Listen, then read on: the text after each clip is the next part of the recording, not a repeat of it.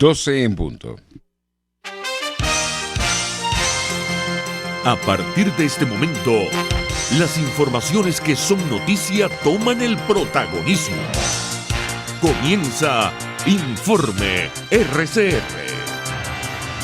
Muy buenas tardes, esta es la emisión meridiana de Informe RCR que llega a ustedes a nombre de Jaime Nestares en la dirección general de la estación, de Wilitza Arcaya en la gerencia de producción, Marilia García está en la coordinación de redacción, Génesis Rodríguez en la producción y en la dirección técnica Víctor Mejías. Les saluda Argenis Barreto a nombre de todo el equipo. Comenzamos. Una intervención humanitaria en materia de seguridad para Venezuela pidió el diputado indígena por Apure, de Amazonas, Rommel Guzamana, este viernes, luego del enfrentamiento armado entre bandas criminales y los cuerpos de seguridad ocurrido este jueves en la Cota 905 del Paraíso en Caracas. En palabras del parlamentario, a la acción de los grupos criminales hay que sumar el reclutamiento de niños en el sur de Venezuela que adelanta la guerrilla del Ejército de Liberación Nacional. Como la guerrilla, el ELN, sin medir ninguna participación a nadie, entra a territorio amazonense y zuliano para reclutar niños y adolescentes para que les sirvan a ese componente directivo, pues, colombiano. O sea, una corrupción bastante, el narcoestado está ya imponiéndose. No sabemos, por ejemplo, de las bandas del Coquis, el Garbi y esos delincuentes, y que portaban uniformes militares antes, o de la PNB, y ahora, por supuesto, hay esos enfrentamientos. O sea, totalmente absurdo. Venezuela necesita una intervención humanitaria en la parte de seguridad, y eso lo vamos a llevar pues a promoción, a proponer. El diputado Guzamana acusó al diputado oficialista José Brito de actuar como títere del régimen al promover una averiguación contra los parlamentarios de la Alternativa Democrática desde la Asamblea Nacional Oficialista electa en los cuestionados comicios del 6 de diciembre de 2020. Lo cual Brito se ha convertido, por supuesto, en una marioneta y está siguiendo el juego. Nosotros, nos dimos cuenta de que ya él había pactado con el chavismo un año antes, cuando empezó a operar junto con Parra. Pero bueno, ese es el poder. Nosotros estamos asumiendo por la defensa ante la Corte, ante otras instancias del Parlamento del mundo, y allí está nuestra hermana Delta Solórzano tramitando, pues. Y Juan, el presidente interino encargado de Venezuela, ayer se pronunció y dijo que nosotros necesitamos protección, y es por eso que te comentaba sobre la seguridad humanitaria, que nosotros también la vamos a discutir para que entre inmediatamente a Venezuela, y por supuesto la alimentación. Entre tanto, el periodista de sucesos y abogado Daniel Guillermo Colina reveló que el enfrentamiento entre bandas criminales y los cuerpos de seguridad de la Cota 905, que dejó como saldo varias personas heridas este jueves, se inició por un problema de inquilinato. El comunicador aseguró que los grupos delictivos se dieron el lujo nuevamente de poner en jaque a las autoridades que fueron desplegadas en la parroquia El Paraíso.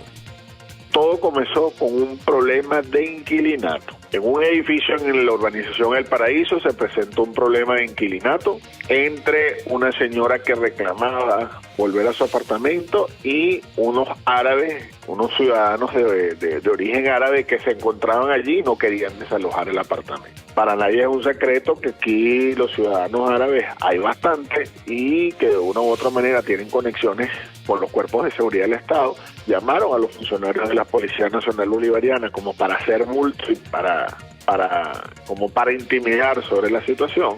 Al llegar la cantidad de uniformados y las pocas patrullas que llegaron justamente a ese edificio en El Paraíso, pues provocó, como hay, desconozco, hay una parte que desconozco, que es el aspecto de que, la delincuencia le ha dado ultimátum a los cuerpos de seguridad.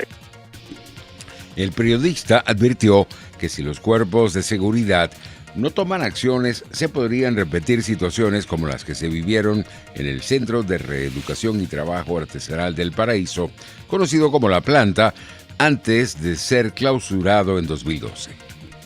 ¿qué es lo que están esperando o qué esperará la señora Meléndez como ministra, como almirante, como responsable del Interior y Seguridad Nacional? Ella va a permitir y van a continuar este bochinche en la Cota 905 que ayer, por un problema de inquilinato, miren todo lo que dejó una personería que afortunadamente fue trasladada al Hospital Pérez Carreño y bueno, pero y el susto y la gente que le destrozó y la gente que las balas alcanzaron sus vehículos, todos los ciudadanos que viven en las residencias adyacentes que tuvieron que tirarse al piso para evitar que una bala los alcanzara. Entonces, ¿qué se va a repetir? El hecho de cuando estaba la planta, ¿se va a repetir un acto igual como eso? Hay que esperar que haya lamentablemente personas fallecidas para entonces tomar acciones. En otras informaciones, las transnacionales petroleras Chevron y Reliance Industries Limited se están reuniendo con funcionarios del Departamento de Estado de Estados Unidos para solicitar una revocación de algunas de las restricciones de la administración anterior contra la industria petrolera de Venezuela, según la agencia de noticias Bloomberg. Representantes de las dos empresas sostendrán conversaciones virtuales con funcionarios norteamericanos, según personas con conocimiento del asunto, quienes pidieron no ser identificadas porque la información no es pública. En lo más alto de la agenda estaría restablecer las transacciones conocidas como swaps de petróleo que permitirían a las empresas de recibir crudo venezolano a cambio de suministrar diésel, publicó la agencia. Pasamos al estado Táchira. El director de Protección Civil, Jaiber Zambrano, informó que ascendió a 10 el número de víctimas del accidente de un convoy militar que trasladaba a un grupo de migrantes venezolanos que intentaban llegar a la frontera con Colombia. Total de 10 personas fallecidas, 21 personas lesionadas, 21 personas que permanecen en el Hospital Central de San Cristóbal, de las cuales 4 son menores de edad. El día de hoy, Protección Civil Táchira, con su ambulancia de soporte avanzado vital de vida, se encuentra realizando los traslados de estos ciudadanos que tienen lesiones graves, como lo son 2 niños, ¿verdad? Aproximadamente 8 años y 3 años. En internacionales, la Agencia Europea del Medicamento anunció este viernes que no se identificaron nuevos efectos secundarios durante el primer mes de vacunación con Pfizer-BioNTech en la Unión Europea y aseguró que el fármaco no está vinculado con ningún caso de muerte que haya ocurrido tras una inyección. En su primer informe sobre la seguridad de la vacuna de Pfizer, conocida como Comirnaty, la EMA subrayó que por los datos recopilados sobre el uso de este fármaco en las campañas de vacunación en todos los países europeos desde finales de diciembre, no se identificaron efectos secundarios adicionales a los que ya aparecieron durante los ensayos clínicos. En otras informaciones, Estados Unidos alcanzó este jueves 25.736.789 casos confirmados del coronavirus SARS-CoV-2 y 432.603 fallecidos por la enfermedad de la COVID-19, de acuerdo con el recuento independiente de la Universidad Johns Hopkins. Hasta este viernes, las autoridades sanitarias habían confirmado 3.949 muertes más y 155.794 nuevas infecciones. Entre tanto, las autoridades colombianas reportaron este jueves 390 nuevas muertes por COVID-19, lo que eleva los decesos totales por la enfermedad a 52.913, mientras que los casos suman ya 2.067.000, siendo 12.270 los contagios diarios contabilizados. El país sudamericano sigue, por tanto, reportando cifras que se aproximan a los 400 muertos, a pesar de las medidas de cuarentena selectiva y los toques de queda que se aplican en las zonas más afectadas del país desde comienzos de año para contener esta segunda ola.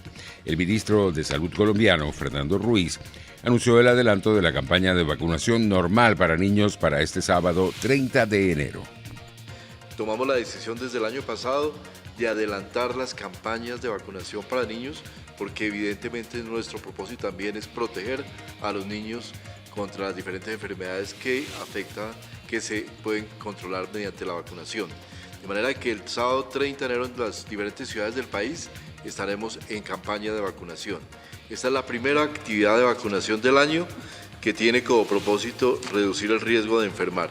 Vamos a tener 2.975 puntos de vacunación distribuidos en todo el país e invitamos a todos los padres de familia que se acerquen con sus niños menores de 6 años. En Madrid, 11 personas fallecieron este mes en la residencia Vigor de Becerril como consecuencia del coronavirus, al parecer de la cepa británica, tras detectarse un brote que ha afectado a sus 17 trabajadoras y a sus 48 residentes, 65 positivos en total. Así lo ha detallado en una rueda de prensa el viceconsejero de Salud Pública Antonio Zapatero, quien añadió que hay 2 pacientes ingresados en estado crítico en el hospital de Collado Villalba de la capital española, de un total de 4 hospitalizados. Un centro que tiene 51 plazas autorizadas. En el momento del brote tenía 48 residentes. Ha habido 65 positivos, que son los 48 residentes y 17 trabajadores. Los primeros casos fueron 2 casos que fueron de 2 trabajadoras positivas el día 7 de enero. Actualmente hay hospitalizados 4 residentes en el Hospital General de Villalba y en la residencia han fallecido 5 residentes y en el hospital han fallecido 6 personas.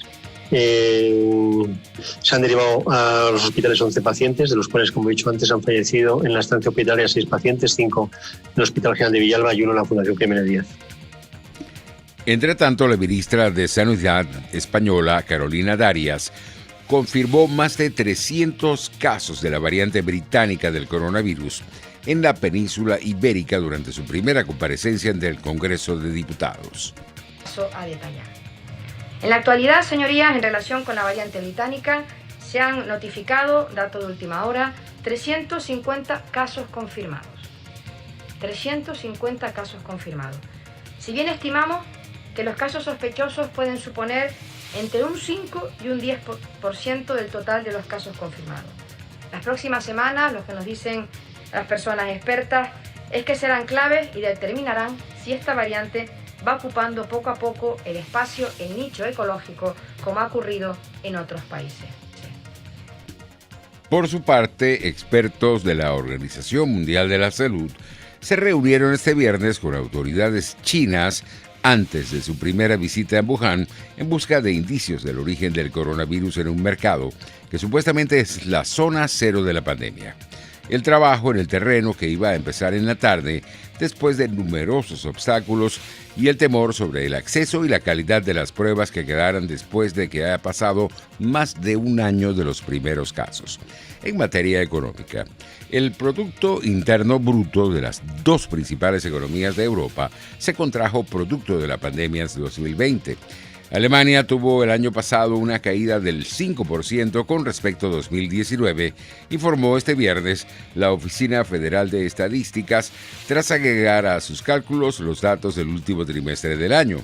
Esta bajada estuvo marcada ante todo por la fuerte caída en el segundo trimestre del 9,7%, causada en buena parte por las repercusiones económicas del coronavirus.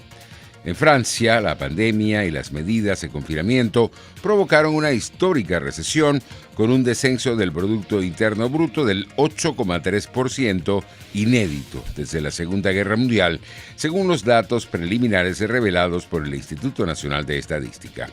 El dato es mejor que el inicialmente previsto por las autoridades, que apuntaban a una caída del 9%, y que la proyección prudente del Ejecutivo, que se situaba en 11%, en buena medida porque el consumo interno en los 2 últimos trimestres contribuyó a atenuar el hundimiento del segundo.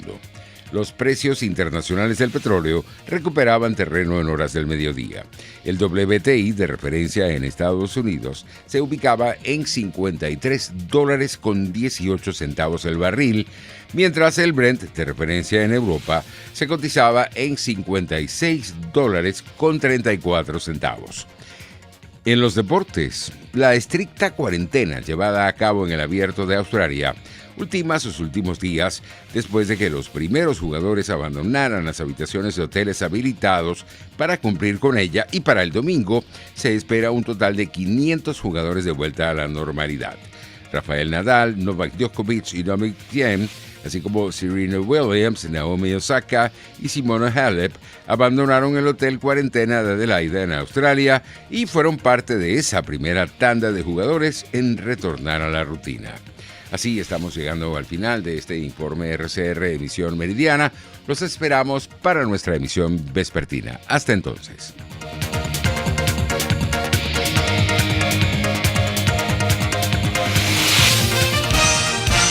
Hasta aquí este compacto noticioso.